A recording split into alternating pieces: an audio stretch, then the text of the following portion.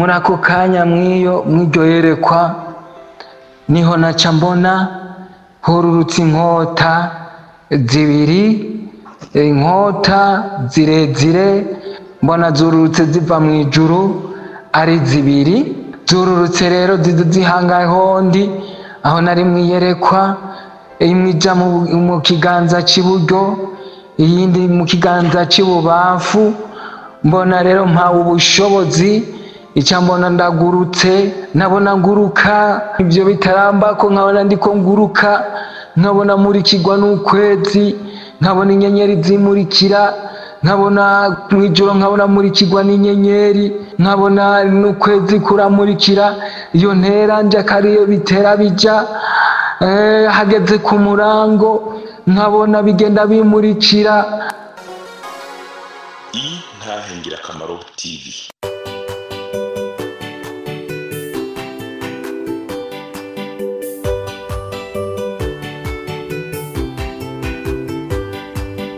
Umwami Yesu arindeze niwatanga amajambo, umunyabyaha ngo renguka umva iby'ubugingo, atugirira ubuntu akatwiyegereza, amajambo meza cyane yo kuntera umunezero, niyo meza ndayakunda ntahatanezera. Yesu Kristo ashimwe, Yesu Kristo ahimbazwe. Ndabatahije mu izina ry'umwami w'abami Yesu Kristo mutangabugingo. Uyu mugiye kumviriza ni Mwoneso wo mu ishengero ry'umwami w'abami Yesu Kristo mutangabugingo ginjirira mu masengero ya Pentecote. Ngiyo tuvuze ngo ishengero rya Pentecote ngo sivyo na gatoya, kuko ngo nta shengero rya Pentecote rihari. Nukuvuga ngiyo tuvuze yuko ngo ari ishengero rya Pentecote, tuba tuvuze yuko Pentecote ari Yesu Kristo, ariryo ryapfuye, ariryo ryabambwe, ariryo ryapfuye, ariryo ryazutse, kariryo ryacunguye abantu. Ngo ariko hari ishengero ry'umwami w'abami Yesu Kristo ryinjirira mu masengero ya Pentecote. Iki kintu kizogora kwakira abantu benshi bibwire bati none kariyo mvugo twakoresha, none kuva kera ko tutari bwumve umuntu aza avuga ibyo. Bene data, ndabacire ku mayange ngo Yesu Kristo abaherezi hari ibintu bari barigishije ishengero, abantu babigumamwo babigenderamwo. Ngo ariko Imana igihe yageze egishitse, Yesu Kristo araza, amaze kuza ahindura byinshi mu byo abantu bari bafashe nk'ukuri kandi ari kinyoma. Imana eduhezagire kandi iduhana umugisha. Rero iyi mvugo si yanje, nanje ntabyo narinzi. Imana rero imbere y'uko inzamba ivuga umwami w'abami Yesu Kristo, hari ibyo agiye kuzana bisha, bibe bisha mu matwi y'abantu, kuko hari ibyo abantu bazi yuko ari ukuri kandi ari kinyoma. Hari ibyo abantu bizeye ko ari ukuri kandi ari kinyoma. Ikinyoma iyo kivuzwe n'abantu benshi gihinduka ukuri, ukuri iyo kuvuzwe n'abantu bake guhinduka ikinyoma. Ibyo tuzobiraba neza. Niyo mvugo rero nahawe, niyo mvugo ni byinshi bigiye guhinduka, si mw'iyi mvugo gusa y'ishengero, no mu Kirundi kivugwa ngaha mu Burundi, byinshi Imana ije kubihindura ibigire bisha, kuko umubwiriza ategerezwa gutunganya ibyo mu rugo rwiwe bikagenda neza.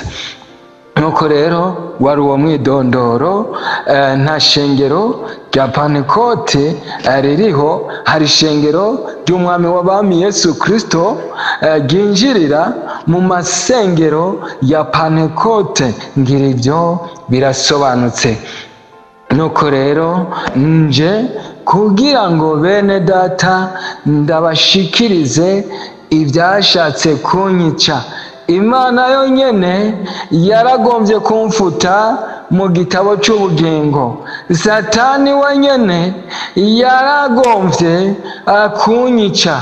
Ibyo byose bimpanira ko mburi cyo ndeka n'icyo nkora, ariko nshira mu biganza by'Imana. Ndemera ati Imana nzovuga, kuko Imana ibiyagira impore by'ukuri. Shitse ubwenge ku gihe, byari ibintu bigoye ivuga, byari ibintu bigoye isobanura, byari ibintu sinovuga ngo byari ibintu kuko nituyanabivuga ni ibintu bihambaye, ni hishurirwa rikomeye ibizotuma, ariko imbere yaho natinya kubivuga.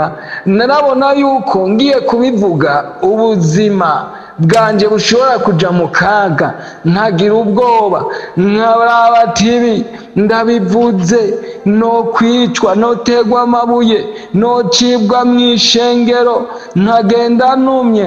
Ariko Imana iraza irambarira ijambo, niryo ryatumye rero mpaguruka kugira ngo mvuge mw'izina ry'umwami w'abami Yesu Kristo mutangabugingo. Haleluya.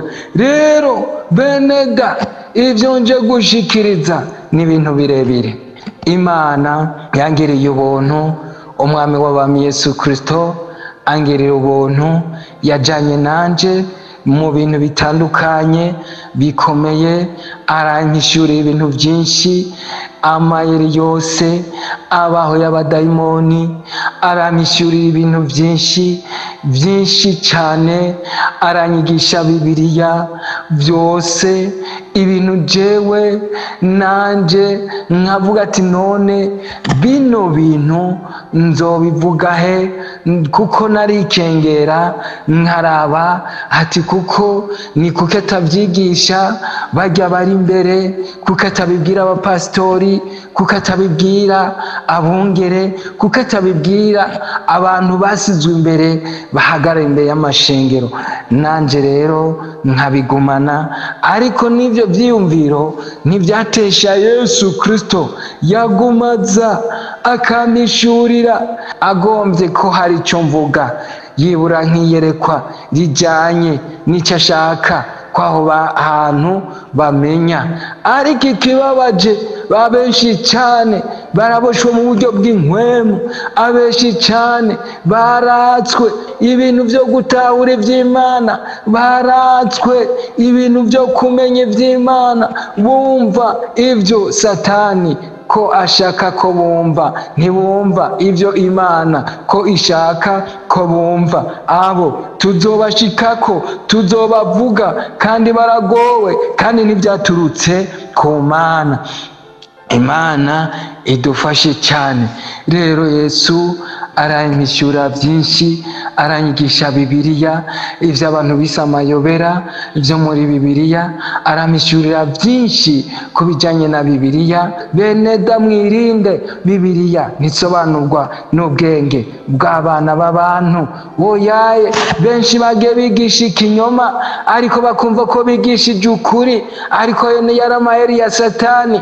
Aba bantu nibabyumva bakaca bihana, bagapfukama, bazoharigwa. Nubwo hari abo benshi babwiye ubutumwa bagapfira mw'ivyo bintu byo kutizera, bagapfira mw'icyo kinyoma, hanyuma bapfuye, iyo umaze gupfa ukava mu mubiri, niho uca ubona yuko bya bindi wisukuri ko ari ikinyoma, bya bindi witaka ari ikinyoma kari ukuri. Abantu rero babibona bamaze kuva mu mubiri. mubiri bitagishoboka ko bagaruka ngo bace bugufi bakurikire ukuri. Rero umwami w'abami Yesu Kristo aranyigisha byinshi, amishurira byinshi, Bibiliya arayimishurira, ni byinshi cyane yagiye amishurira. Bene data, ibyo rero abantu bagiye barababwira ati mu Uburundi bwaratoranijwe n'Imana, ni Isirayeli ya kabiri, abasataniste bakaca baza kubigoreka. Hari n'abandi Imana yabitumye bakaca baza kubabaza ati dusobanure ni Isirayeli ya kabiri gute? Ariko nabo ubwabo kuko bataciye baja gusenga ngo babaze Imana, bakaca batanga inyishu zivuye mu vyiyumviro byabo. Ariko njyewe inyishu nakubariye yuko inyishu kiremwa muntu yibaza mwiyobokamana, ibyo yavuze karamayobera, umwami w'abami Yesu Kristo yarabimpaye. Nico gihe cyo gukangura abasinziriye, cyo gukangura ishengero, nico gihe cyo gushikana ubutumwa ahantu butaragera. Umuvugishwa w'ikinyoma ntuzumwemerere, ariko aravuga ngo ubutumwa bwarakwiye isi yose, ngo igisigaye ngo ni nzamba ivuga. Ngo ubwo si ubutumwa, no mu ishengero twaratewe havugirwa ubutumwa bw'ikinyoma, mu makohare, mu bicaniro, mu gihe cy'amateraniro ayo twita miga, hakavugwa ikinyoma abantu bakabyizera. Ivyo rero Yesu Kristo yahagurutse kugira ngo byose abihindure bisha, kandi yaburiye benshi banka kumva. Mbwira ko nimburi hariho abagiye kubigiramwo Imana ibakumbire. Mwagiye mwumva Imana ivuga ku by'amasezerano, abantu bagaharira bakabahaririza ngo ibyo sibyo, ngo nibyo abantu beretswe, ngo nibyo beneda. Abo bantu bari mu mirongo y'uburake bw'Imana, abashatse kuvuguruza n'abavuguruje ijambo ry'Imana, abavuguruje umugambi w'Imana. Rero ibyo mwumvishe iby'Imana yavuze ku gihugu cy'u Burundi nibyo bigiye gusohora. Ni ukuri Imana yaratoranije igihugu cy'u Burundi ngo kize kiyibere indogoba, kize kiyishikanire ibyo igomba ku buri muntu wese ari ngaha kuri iyi si ahantu hose. Rero ubutumwa bwiza ntiburahaguruka, ntiburavugwa.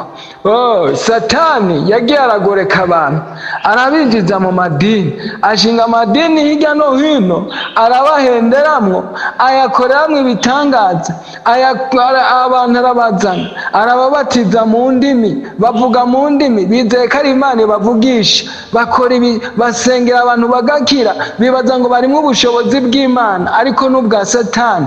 Bakora ibintu bitandukanye, barerekwa bigasohora, bagahanura bigasohora, bakibwira ngo ni ububasha bw'Imana. Ndiko ndavuga aho hirya mu yandi madini, no mwiri dini, no mwiri shengero ry'umwami w'abami Yesu Kristo mutanga bugingo vyarinjiyemwo. Satani araza arabatiza abantu mu ndimi, bavuga mu ndimi, abandi abaha ibintu by'ingabire, barasenga abantu bagakira, bagahanura bigasohora, bakerekwa bigasohora, bakaca bibwira ngo ni ubushobozi bw'Imana buri muri bo.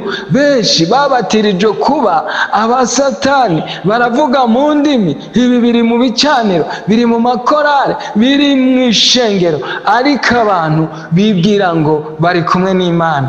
Ibyo tuzobigarako tubivuge uko neza, uzovyumva ko atari ivyiyumvirwa by'umuntu, ariko ari iby'umwami w'abami Yesu Kristo. Imana idufashe, byose tuzobibona. Rero imbere yuko ubutumwa bwiza buhaguruka, hari kizobanza kubaho. Icyo nacyo tuzokivuga, kuko nzovuga byose ntaciye ku ruhande, ntabogamye cyangwa ngo mpengeke ngo cyangwa ngo ngiriki, byose neza, kuko nashatse kubizira. Rero byagenze gute? Nshimye guhera ku ntahe, wumve basi imvahe n'injahe. Rero umunsi umwe nabonye imirima. Mu nyuma rero mbona imirima myinshi irimye, mbona imirima myinshi irimye, harimo n'imirima igenda icanga hirya no hino itarimye. Iyo mirima rero mbona hagize nk'imyaka n'imyaniko atamvura yagwa, hari nko mu bugaragwa, haciye igihe kirekire iyo mirima yaririmye nta nyene, ukabona n'ibintu by'ibinombe nyene yakubiswe n'izuba nyene, mwiyerekwa uca ubibona, ukabona ko haciye igihe kirekire, imyaka n'imyaniko imvura itagwayo. Rero mw'iyo mirima ndayitegereza, hanyuma rero ndabwirwa ngo iryo ni ishengero, iryo ni ishengero ryumvise ubutumwa bwiza, ariko muri ryo nta bugingo burimwo, nta mpwemu yera arimwo. Ati kurya ubonye irimye iyo mirima, ni ukuvuga barumvishe ijambo ry'Imana, barumvishe ngo yuko hazobaho inzamba y'akabanga, barumvishe yuko umuhero w'isi uzobaho, barumvise byose, ariko nta bugingo buri muri bo. Imana idufashe. Hatirya nayo mirimo itarimye, n'abantu bari mu byaha, n'abantu nta jambo ry'Imana riri muri bo, bibereye mu byaha. Rero muri ako kanya mw'iryo yerekwa niho naca mbona hururutse inkota zibiri, inkota zirezire, mbona zururutse ziva mu ijuru ari zibiri, zururutse rero zihangaye hondi aho nari mwiyerekwa, imwe ija mu kiganza cy'iburyo, iyindi mu kiganza cy'ibubafu. Mbona rero mpawe ubushobozi, ica mbona ndagurutse, nabona nguruka, ibyo bitarambako nkabona ndiko nguruka, nkabona murikirwa n'ukwezi, nkabona inyenyeri zimurikira, nkabona mw'ijoro nkabona murikirwa n'inyenyeri, nkabona n'ukwezi kuramurikira. Iyo ntera nje akariyo bitera bija, hageze ku murango nkabona bigenda bimurikira. Aha naho nari ndiko ndavuga ubutumwa, mbwira ubutumwa abantu. Rero nico gihe rero ica mbona mpawe izo nkota, ica mbona ninjiye mu bushobozi, ica mbona ndagurutse. Iyo mirima rero yari ahantu haruguru yaho hatezwe n'imisozi, ca ndaguruka ndagenda, mbona ngenda natiriye umusozi, ngeze hejuru y'uwo musozi ica ndamanuka nka kurya nyene kw'indege imanuka gahoro gahoro, ca ndashika ndawupfukamako. N'ibintu nariko ndakoreshwa, ica ndacumita mw'uwo musozi, izo nkota zirinjira, zimaze kwinjira ica ndazishikurana ubushobozi, ndazishikuranye ubushobozi. Ubwo bushobozi ntibwari ubwanje, ca mbona hacitse iriba ry'amazi, mbona hacitse nyene imbizi y'amazi ikomeye. Ca mbona rero y'amazi abaye menshi, arasendanishije. Mbona rero y'amazi aragiye no muri ya mirima. Mbona rero iyo mirima nkibona yari irimye nka kuryo k'umuntu yorima umurima, ariko ntazashiramwo urubibe ruboneka. icya mbona rero mpindukiye njyewe icyantangaje, naciye nsanga hariho uwo ntabonye yaje agenda aracamo imigazo ku buryo umurima aho uri hose ushikirwa, agenda araca imyaba, abandi bayita imyaba, murabona mu mwonga umurenzo uba ukikujwe n'impande zine z'imigazo.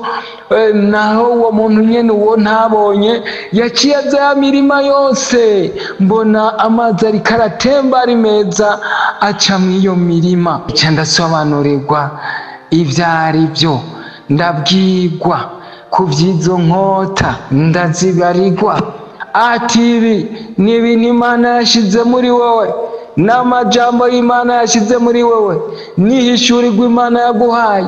Abazovyumvira bose uku ubonye aya mazi, si amazi asanzwe, ni ubushobozi buzomanuka mu bantu buvuye mu ijuru.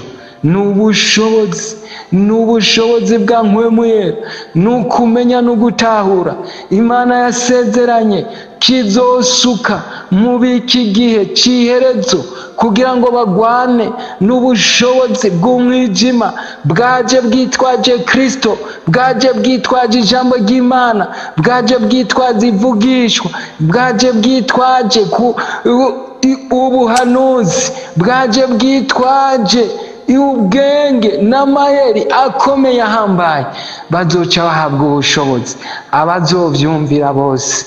Niko ubonye ino mirima yose iciye ihembuka, ati hari n'ivyo nyene Imana izomanura muri bo, kurya umurimyi adashobora guteragira atabonye imvura, niko n'Imana idashobora kumanura ibintu vyayo mu mitima y'abantu bari mw'ibizira, mu mitima y'abantu biyanduje, mu mitima y'abantu biyandurishije ukunywa ibizira, mu mitima y'abantu biyandurishije kwambara ibizira no kwimwesha ibizira.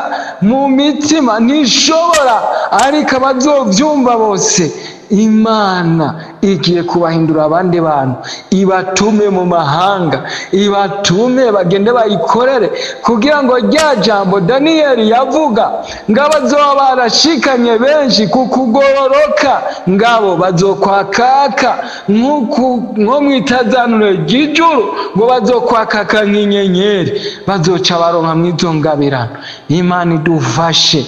Nuko rero mu kanya hariho icyaciye kiza kugira ngo kigomorore, ngo kugira ngo amazi ati ntumbero ivyo byose ndabibwirwa ivyo ari byo, ariko Imana izohangana navyo, biragowe kandi bizohaguruka, ariko inkota y'Imana izobirasa, inkota y'Imana izobikeba itababariye.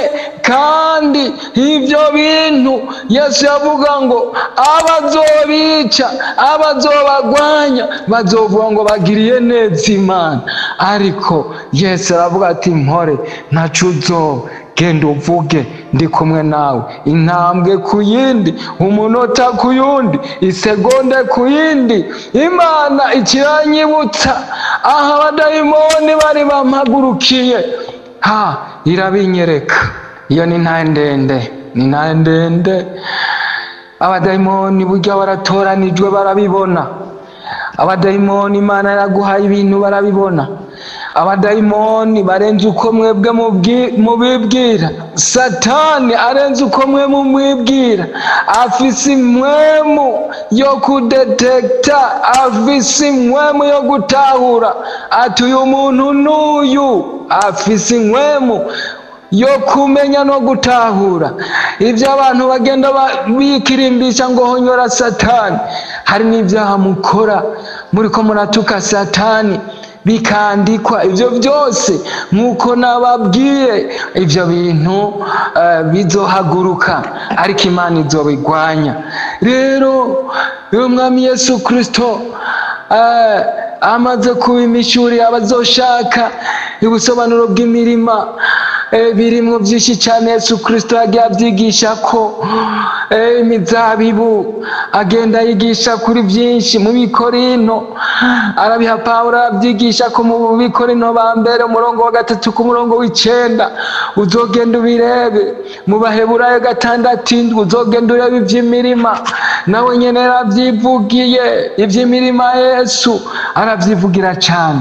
Imirima rero uyibonye n'ishengero. Burya bene da, Imana idutabare. Abantu benshi bagira mu mugararizo w'Imana, ariko nabyo bazi ko bariko baraja mu ijuru, ariko bariko baraja muri Gehenomu. Ivyo byose tuzobiraba. Imana idutabare, dufashe. Rero abadayimoni Satani arabimenya, amaze kubimenya mu mutima wanje nacitse intege kubw'amahishurirwa Imana igenda irampa, kuko nabona ati none ishengero nivyo bagiramwo, nivyo rudandaza rwabo, ariko bariko baribwira ko bariko baraja mu ijuru. Izo nyambaro nizo zambara abavuga butumwa, nizo zambara abapasitori, mugabo ariko baribwira ko bariko baraja mu ijuru. Barakomeje kuririmba, barakomeje gusenga, barakomeje kuvuga ubutumwa. Satani araza arababatiza bagira kuba biwe, barakomeje. Ivyo byose tuzobisobanura. None jewe nzobicahe? Bazovuga ko navangiwe. Satani amaze kubibona ko nacitse intege, ko ninjiye mu mugararizo w'Imana, niho yacahagurutsa igitero gikomeye. Ariko Imana irakingwanira ataco nzi. Mbona uwumpamagaye ndi mu nzozi, arampamagara ati mbega ninde yagutwaye iyo mu mwonga? Ninde? Mbega wewe urazi abadayimoni basutswe ku bwawe? Umviriza, uwanzaniye ubutumwa ntiyashoboye kubaharura, yavuze ngo hasutswe abadayimoni indiri. Ati kandi Satani yabahaye ingero kuza kukwica, yamuhaye ingero. Iyo ngero rero ndayibwirwa, ni ingero ikomeye mu bwami bwa Satani, ni grade rihambaye. Ariko jewe sinabisize ku umutima nari wushize kwihishurirwa. Nari nabaye nk'ahantu ho mu mbombane, nibwira ingene abantu bibwira ko bariko baraja mu ijuru. Nkaguma ndavyibaza ingene abantu bibwira, ingene bariko barahanurirwa n'ibinyoma bya Satani. Avuga ati jewe ningena nkabivuga bazonyita uwamvangiye, bazonsohora mu ishengero. Ivyo byose iyo ntambara, ariko Yesu arahagarara arangwanirira. Hanyuma rero ndabivuze kubera bijya navuze byikungene natinya ko abantu bazonyica, ariko icyo mbona ko Imana itugwanirira intambara. Abadayimoni bateye ubwoba, bo bakwereka wocika ivutu, woca uhagarika ibyo ukora byose, ariko iby'Imana ntishobora kubigukorera, kuko kugira ngo iguha ayo mahishurirwa hari irindi bango ry'uburyo bw'inkwemu Imana iba yaragushizemwo. Hari ahandi hantu uba waraduganywe mu buryo bw'inkwemu umutima wawe, hari ahandi hantu ububoshwe. Aleluya. Kumwe indirimbo ivuga ngo nzirikiye ahera cyane, umutima wawe uba ahandi hantu. Yesu Kristo arabinyereka. Haragera igihe rero ndavuga ati okay, nubu rero ngira nzoje kubivuga mu audio akurikira, niho uzoca uvyumva. Iyi ni audio y'igice ca mbere, kandi ntuzugire ngo ni ibintu vya kera. Ibi ndiho nabivuga mu kwezi kwa11 umwaka w'2025. Imana idufashe cyane, ntimuze mwibwire ngo ni ibintu vya kera. Imana impagurukije ubu, irambwira ngo haguruka genda uvuge. None wewe ushaka kuzogenda kubwira ubutumwa imivyimba y'abantu kutari kuravuga. Imana yabwiye ati genda ubwire umugororotsi, ubabwire abanyumiye ko bagiye kumererwa neza. Ariko ikibabaje, hariho abibwira ko bumiye kuri Yesu Kristo atari byo. Hariho abibwira ko bari kuri Yesu Kristo, bubakiye kuri Yesu Kristo atari byo. Ibyo bigiye kugaragara. Harambwira ati genda ubwire umunyabyaha kagira apfe. Mugende mwumvirize ivyo ndiko ndavuga, mwitonze cyane, mwitonze harimwo ubugingo. Rero muri odikurikira muca mwumva ibikurikira ingene vyagiye biragenda. Umwami w'abami Yesu Kristo abahezagire kandi abahe ukumenya no kumutahura. Amen.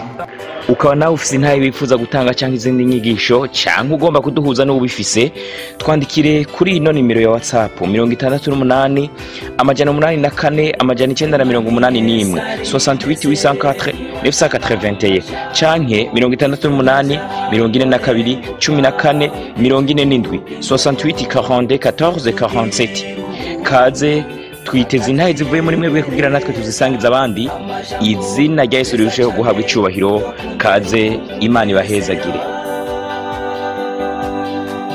niyo meza ndayakunda ntahatanezera.